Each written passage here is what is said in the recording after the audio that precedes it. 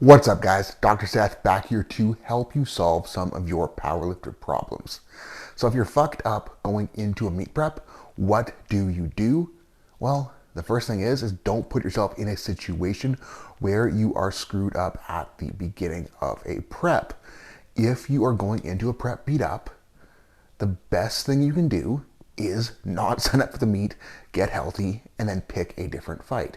Because if you're banged up into a prep, you will be fighting the banged upness the entire way through, and you will leave pounds on the platform compared to if you were totally healthy at the beginning and stayed healthy through the prep.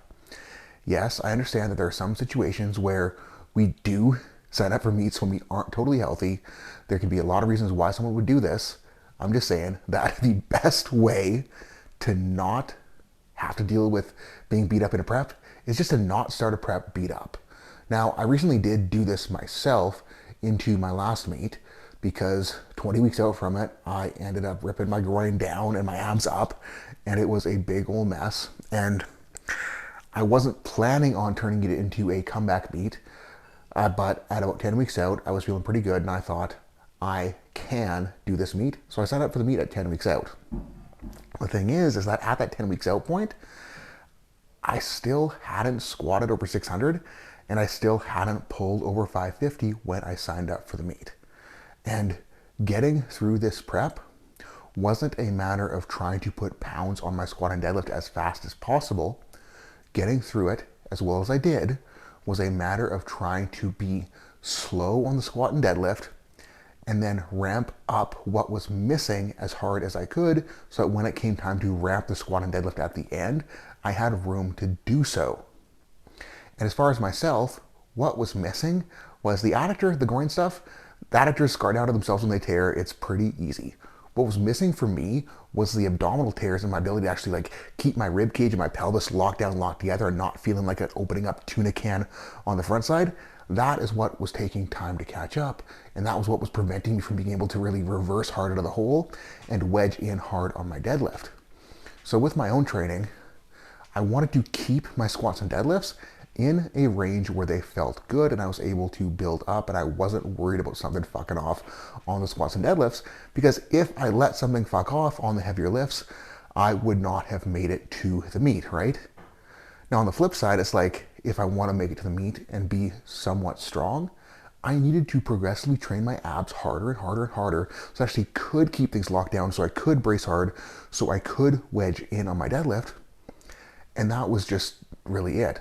I needed to progress my ab work aggressively as I could, while making sure I was the least amount of aggressive that I could be on squats and deadlifts to make sure that I still got there without overstepping.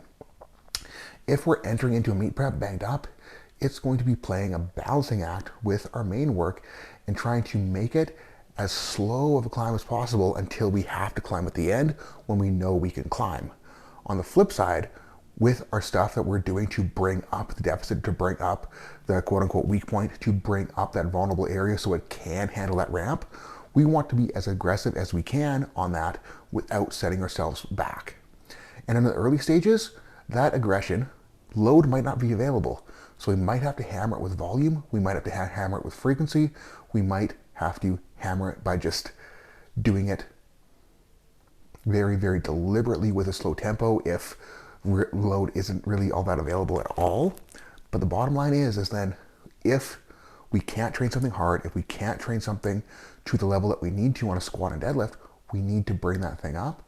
And the easiest way to do that is with frequency, is with volume, rather than intensity in the very beginning. So with me and my abs needing to come up, I was doing things like hanging leg raises 3-4 times a day, every single day, just because that is something that was a very low load. I could tolerate it very well, and I could accumulate a lot of volume that would help with sensitivity and it would help bring up tissue tolerance. In training, I was doing direct torso flexion work 4 times a week to varying degrees. On my bench days, I would be pushing it harder with heavier loads, or the heaviest loads that I could tolerate. On my squat and deadlift days, I'd be doing things like standing abs for higher reps to make sure that they were still there, they're still getting working on the squat and deadlift days, but they weren't totally getting smashed because of the higher loads required on the squat and the deadlift.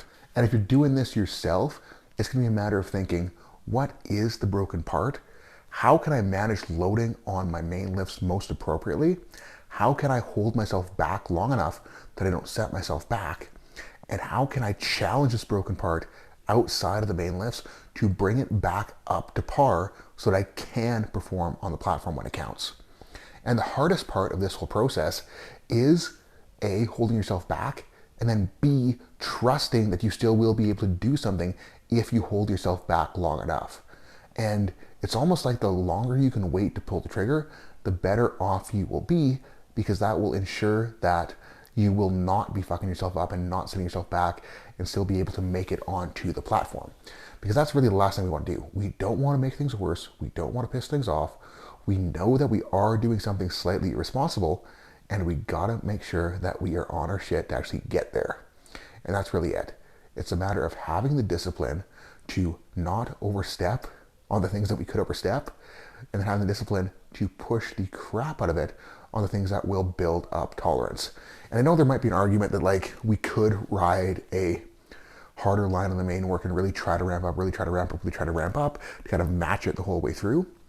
But that's a very difficult line to ride, and I'd rather see people err on the side of caution at the beginning when we're establishing tolerance, so that when time comes to do that ramp, we know that we can trust it, rather than trying to ramp up earlier and being like, can I trust it? I'm not sure, and accidentally overstepping, because that's going to be frustrating, that's going to suck, and if you do overstep and you do set yourself back again, you will not be in great shape to actually make it to the platform. And really, just to rehash the point, the best way to deal with being screwed up at the start of the meet prep is not to be there in the first place. Only prep for a meet if you're healthy, if you're in shape, if you're ready to go. If you're trying to prep for a meet when you aren't, you're going to be chasing your tail. All right, guys, thank you for watching. Hopefully that helped share some perspective. If it did, tell your friends, leave a comment, leave a like. Thank you so much. Have a good night. Don't be afraid of training.